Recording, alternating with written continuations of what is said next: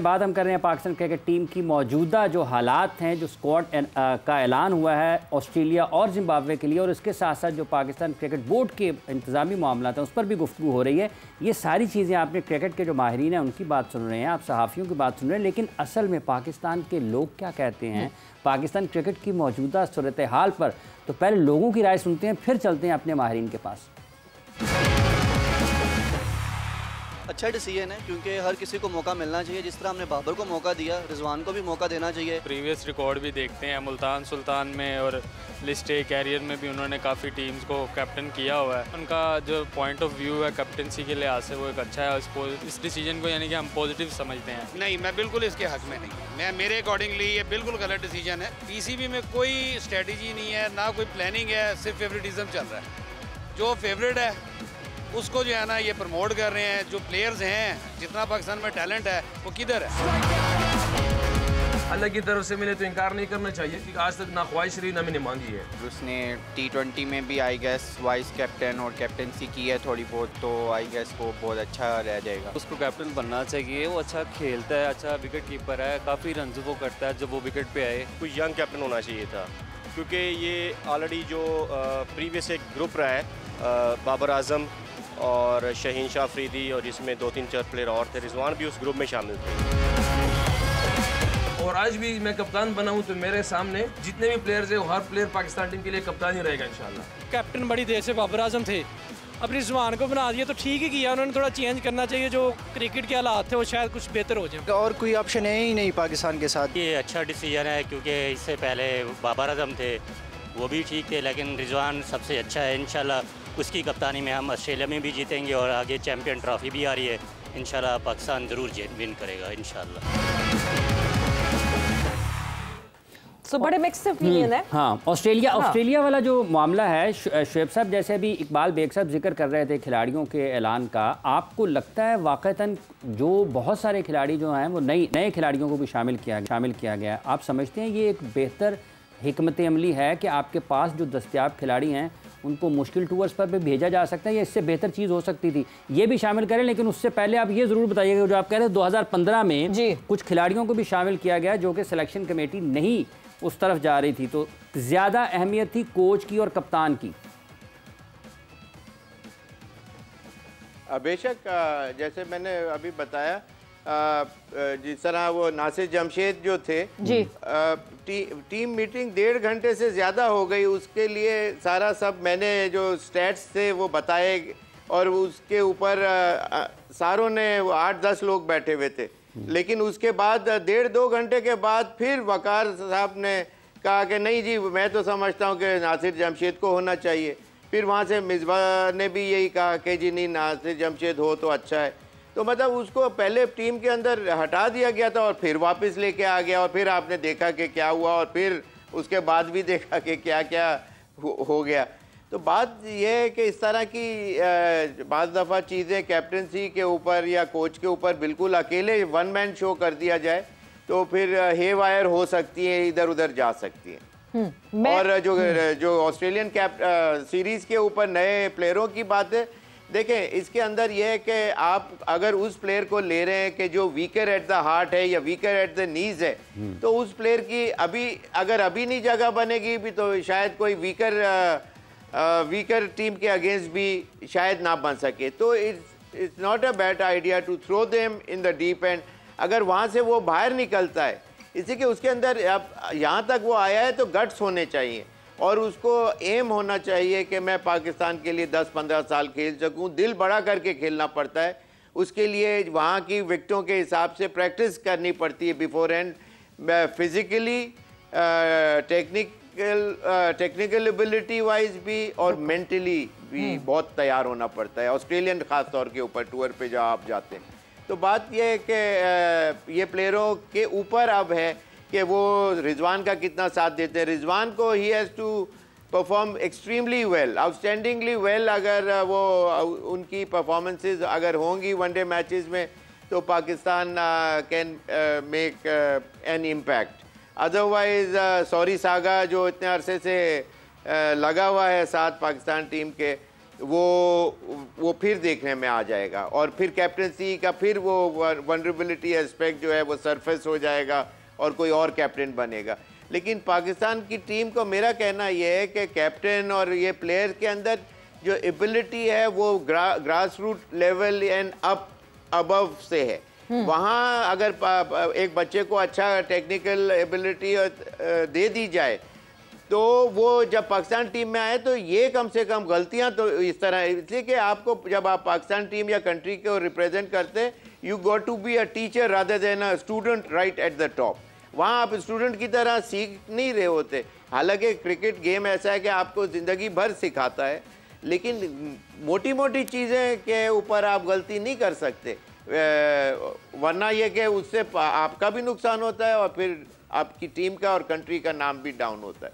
तो ये चीज़ें पाकिस्तान क्रिकेट बोर्ड को चाहिए कि जो ज़्यादातर जो प्लेयर फेलियर्स हैं उन्होंने सर्टिफिकेशन ले ली है, वो पूरे पाकिस्तान क्रिकेट के बच्चों को या टीमों को जो चला रहे हैं, that is the core reason कि पहले पाकिस्तान में अच्छे प्लेयर आते थे, क्रिकेट अच्छी होती थी, फर्स्ट क्लास क्रिकेट अच्छी थी, और उसके अंदर सिखाने वाले ज़रूरी नहीं होता कि पाकिस्तान के लिए खेला हुआ ही बंदा आपके, लेकिन उसके अंदर उसका ट्रैक रिकॉर्ड बताता है, उसके एबिलिटी बताती है, उसका 20 साल का प्रीवियस रिकॉर्ड बताता है कि उसके अंदर वो दूसरों को बताने की सलाहियतें हैं कि नहीं है, या अपने पूरा टाइम पे फेलियर रहा, 1-2 टेस्ट मैच खेले, 1-2 वनडे खेले और आके सर्टिफिकेशन ली और जी हीरो बन के पाकिस्तान की क्रिकेट को सिखा रहे।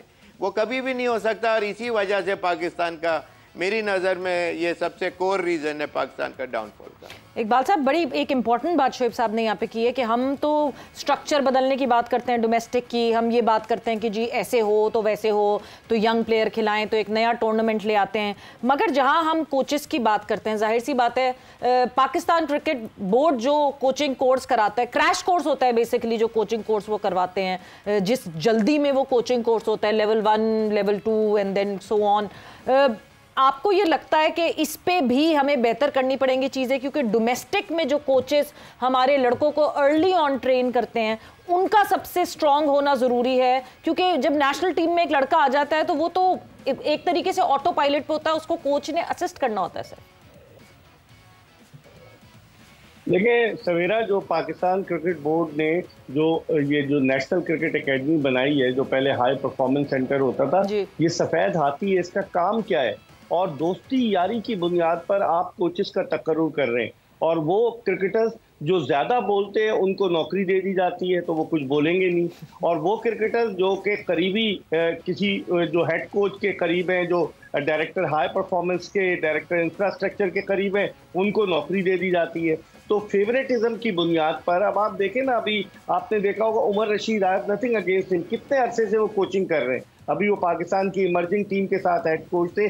बेशुमार ऐसी एग्जांपल्स हैं ऐसे कोचेस की जो बरस से पाकिस्तान क्रिकेट बोर्ड के साथ मुंसलिक है लेकिन रिजल्ट नहीं दे पा रहे। तो आखिर कौन है? कोई स्क्रूटनाइज तो करेगा ना।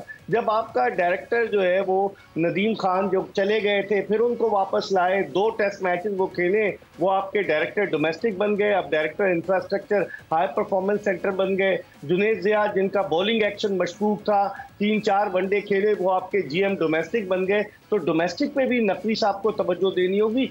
बरस से वही लोग हैं। एक पाकिस्तान क्रिकेट बोर्ड में जो ब्यूरोक्रेसी है ना, एक तवील अरसे से वो अपने दोस्तों यारों को नवाजते हैं और उन्हें पता है हम तो नहीं जाएंगे, चेयरमैन जाएगा, तो इसलिए जो भी नया चेयरमैन आता है उसको खुशामदीद कहने के लिए गुलदस्ता लेकर खड़े हो जाते हैं और उसकी तारीफ में ज़मीन आसमान के कलाबे मिला देते हैं। तो इस पर भी आने वाले चेयरमैन को सोचना पड़ेगा कि ये वो माफिया है, ये वो लोग हैं जो हर चेयरमैन को खुशामदीद कहते हैं और हर जाने वाले चेयरमैन से रिश्ता नाता तोड़ लेते हैं। तो इसमें सोचना पड़ेगा क्रिकेट सोचने की जरूरत है। शुएब साहब, जैसे अभी स्ट्रक्चर की बात कर रहे हैं, आपने कोचेस की बात की, लेकिन अब तो पाकिस्तान एक इसके अंदर ऐड करते चलूं, पिछला जो सवाल था उसके अंदर आप ये देखें कि जो प्लेयर्स 10-15 साल 20 साल या 18 साल खेलते हैं वही उनका टेस्ट होता है, वो ही उसके अंदर हर किस्म की क्रिकेट खेली जाती है, देखी जाती है। दुनिया के टॉप मोस्ट प्लेयर्स उनके सामने परफॉर्मेंसेस अगेंस्ट या विथ दे रहे होते हैं। तो वो आपका टेस्ट होता है, वो आपका सर्टिफिकेशन होता है कि आपने अपने 10-15 साल के अंदर डीप एंड में जाके क्या किया। सिर्फ फर्स्ट क्लास क्रिकेट खेल लेना या टच कर लेना वो काफ़ी नहीं होता, इसलिए कि जब लाख आदमी बैठा होता है तो उसके प्रेशर कुछ और हैं। ग्रीन विकेट जो सख्त विकेटें आती हैं या सीमिंग आती हैं उसके प्रेशर्स और हैं। तो वो आप 10-15 साल के अंदर वो आपका सर्टिफिकेशन है, वो स्टैंप है कि आपने पीछे आपने 15-20 साल क्या किया है। और यहाँ ये कि पूरा जो टेन्योर है वो उसमें फेलियर रहती है तो कुदरत की बात होती है कि कोई पास होता है, कोई फेल होता है, कोई 2 मैच खेलता है, कोई ज़्यादा खेलता है। तो बात ये है कि वो उसको जो आपके ख्याल में 10-15 बरस की क्रिकेट खेली हुई है वो सबसे बड़ा सर्टिफिकेट है, सबसे बड़ी वो है। लेकिन ये बताया कि अब तो पाकिस्तान क्रिकेट बोर्ड ने मेंटोर्स रख लिए हैं ना, सकलैन हैं, वक़ार हैं, मिसबाह हैं, ठीक है जी, शुएब मलिक हैं, सरफराज हैं, ये 5 मेंटोर्स रख लिए हैं। तो क्या वाकई, और ये बड़ा भारी मुआवजा, ये भी सुनने में आ रहा है कि कायद-ए-आज़म ट्रॉफी के बजट को कट लगा दिया गया है और इन सब बाकी बजट दूसरी जगहों पर डाला जा रहा है। तो ये मेंटोर्स फ़ायदेमंद होंगे पाकिस्तान के लिए, ये बेहतर ख्याल है आपकी नज़र में? अगर पाकिस्तान इस वक्त चाहे वो डॉन ब्रैडमैन हो, चाहे हनीफ मोहम्मद साहब हो, या ब्रायन लारा हो, या सचिन हो, या इस तरह के भी मेंटोर्स लाके आज टीम को दे देंगे तो कुछ नहीं कर सकते। आप बोलेंगे क्या बात कर रहे हैं आप, इतने बड़े बड़े नाम जी। बात यह है कि पीछे नीचे आपके अंदर स्टेबिलिटी, एक बिल्डिंग को स्ट्रॉन्ग खड़ा इरेक्ट करने के लिए आपको उसका प्लेटफॉर्म, उसका बेस स्ट्रॉन्ग करना पड़ता है।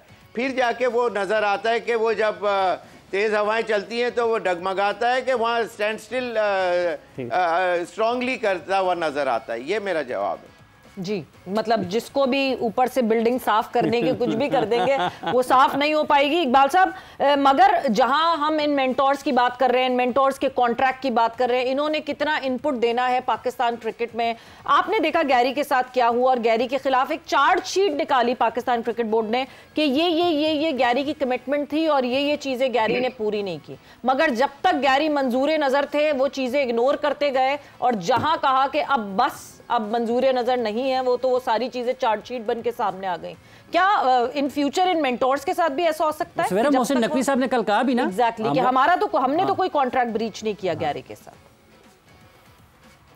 यही तो अलमिया है सवेरा और इमरान के। हम अभी गैरी कर्स्टन का मौकिफ नहीं सामने आया है ना जी। वो सुनने में आया था कि वो अपना मौकिफ देंगे, लेकिन गालिबन वो किसी तनाज़े में पड़ना नहीं चाहते, वो खुद यहाँ से जाना चाह रहे थे, इसलिए उन्होंने अपना मौकिफ नहीं दिया। अब मेंटोर के साथ क्या होता है, इनमें से मेंटोर कुछ तो ऐसे हैं जो आजमाए हुए घोड़े हैं।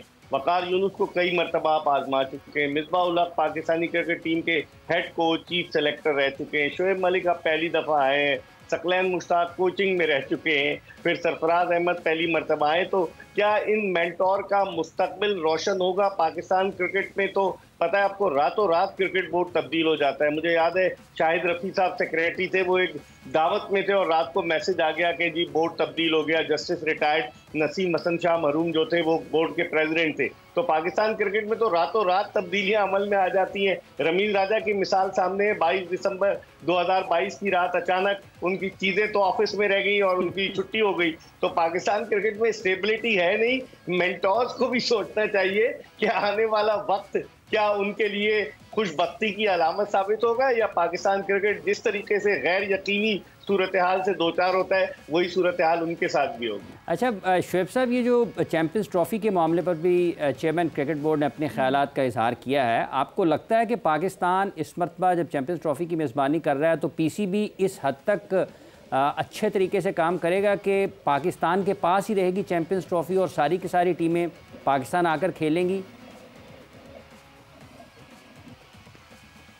दिल तो यही चाहता है, लेकिन बात यह है कि उसके लिए परफॉर्मेंसेस देनी पड़ेंगी, और अगर कोई इंडिविजुअल अपने ऊपर जिम्मेदारी लेके पाकिस्तान टीम को फतवात से हमकिनार फरमाए, या फिर ये कि कॉम्बिनेशन टीम के अंदर बाय द टाइम इतनी अच्छी यूनिटी हो जाए कि पाकिस्तान टीम बहुत अच्छा खेलते हुए नज़र आए।